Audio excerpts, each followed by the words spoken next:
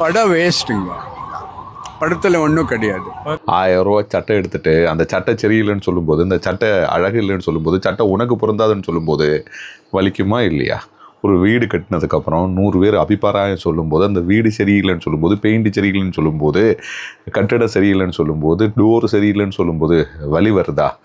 ஏன் சொல்கிறோம், 50,000 ரூபாயிலேருந்து 1,00,000 ரூபாய்க்கு ஒரு பைக் எடுக்கிறதா இருந்தாலும் சரி, எடுத்ததுக்கப்புறம் 4 பேர் 4 விதமாக சொல்லும்போது, ஐயோ நம்ம தெரியாமல் எடுத்துட்டோமோ, ஏன் ஒரு படி மேலே போய் கல்யாணம் பண்ணதுக்கப்புறம் ஏன் வேறு ஆளே கிடைக்கலையா, இவங்க தான் கிடைச்சாங்களான்னு சொல்லும்போது ஒரு வலி வருதில்ல.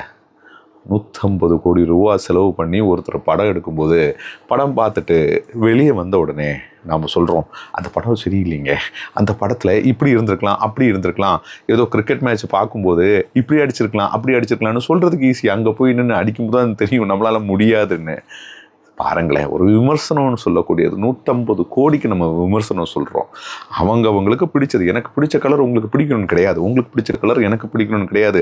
100 பேர் இருந்தால் 100 பேருக்கு வித்தியாசமான பிடிப்புகள் இருக்கும். நாம் விமர்சனம் என்கின்ற பேரில், ஏதோ நாம் பெரிய புத்திசாலித்தனம் என்கின்ற பேரில் எனக்கு பிடிக்காததை பற்றி நான் சொல்லும்போது பிடிச்ச நபர்கள் கூட பார்க்காம போயிடுவாங்க.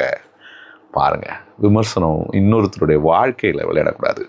சட்டையாக இருந்தாலும், வண்டியாக இருந்தாலும், எதுவாக இருந்தாலும் அவங்கள விருப்பங்க, சந்தோஷமாக இருக்கட்டுங்க.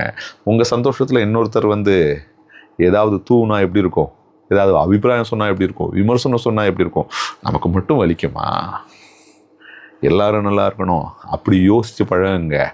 பிரில்லியன்ட் அண்ட் இன்டெலிஜென்ஸ் நம்ம டெவலப்மெண்ட்டில் இருக்கட்டும், பிரம்மாண்டமாக வாழலாம்.